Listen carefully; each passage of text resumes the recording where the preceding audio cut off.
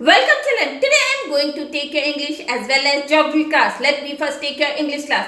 Take out your English literature book roots, chapter 6. M. Krishnan, Nature's Spokesman. Today I am going to give you the question answers of this chapter. Question 4. What were the features of the nature that M. Krishnan was well acquainted with? Answer. M. Krishnan was well acquainted with the snows of the Himalayas, the deserts of Rajasthan, the mangroves of the Sundarbans and the grasslands of the Deccan. He knew a lot about the varied terrains and about the insects, plants, birds and animals that live here. Question 6. M. Krishnan, according to the author, was a man of many parts.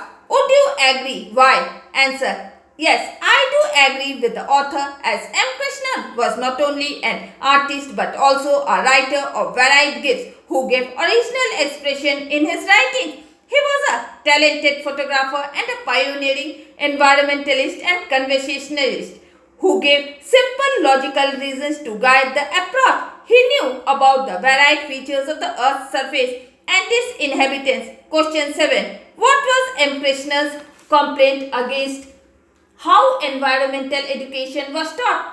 How did he believe it should be taught? Answer. According to M. Krishnan, environmental education was taught on the basis of theory that one must proceed from elementary understandable things. He complained against these teachings as nature is not simple, logical or reasonable. M. Krishnan believed that behavior fascinates the living things and not their anatomy. So, primary school children should be taught about domestic animals, common wild plants and birds as they are easily watched and be given pleasant books with gay, colorful illustrations that children readily develop interest in text. Question 8.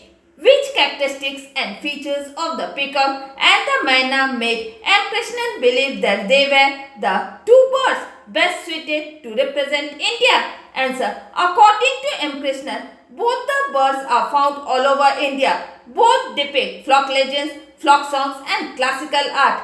Both have rich plumes and so he believes that the two birds were best suited to represent India. Question 9. Can you think of a third bird that might be a strong candidate for the national emblem? Justify your choice. Answer. A parrot might be a strong bird to be a strong candidate for the national emblem as it can easily imitate human voice, has rich plume and is depicted in folk tales and legends. And with this, I am ending my English class. Now, let me start your geography class. Take out your geography book. Chapter 5. Industries. Today's topic is on the basis of raw material. Industries can be classified on the basis of raw material. Number 1. Agro-based industries. Industries which use agricultural products as raw materials are called agro-based industries. The best examples are cotton, jute, textile, sugar, oil and tobacco industries. Number 2. Mineral-based industries. Industries that manufacture products from mineral belong to this category. For example, the iron and steel industry uses iron ore. Aluminium industry uses bauxite and copper industries uses copper. Number 3. Forest-based industries. Industries using raw materials from forest belong to this group of industries. For example, industries that use from forest produce rubber and sports goods. Factors influencing location of industries. There are specific factors that are assessed in detail before starting an industry. These factors are vital for the survival as well as success of any industry. Let us take a look at some of these factors. Number 1.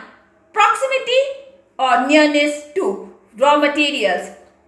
In deciding the location of an industry, raw materials is a very important factor. A regular and assured supply of raw material which is to be proceed is essential for the growth of industries. Many industries are located with respect to raw materials only. Raw materials are of two types.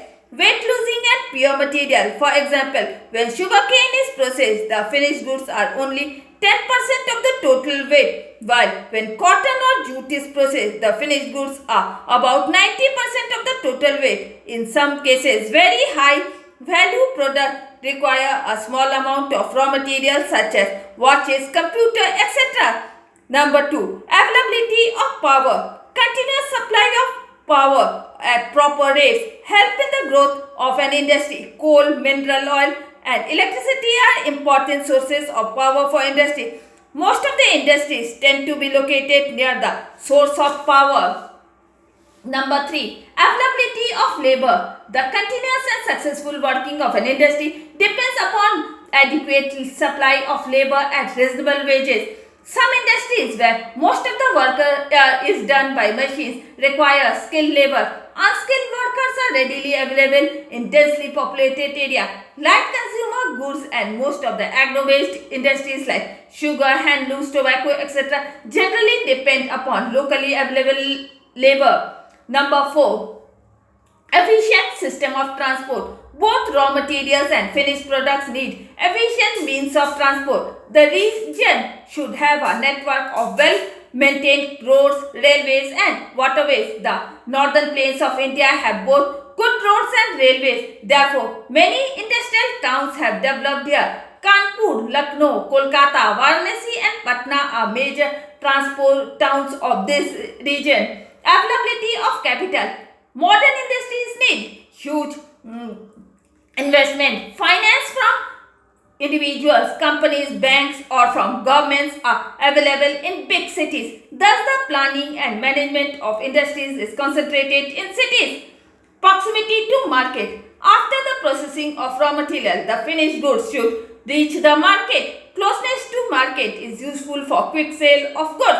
It reduces the cost of transport the finished goods. Ready market is most essential for the perishable and heavy products. And with this, I am ending my today's class. Goodbye.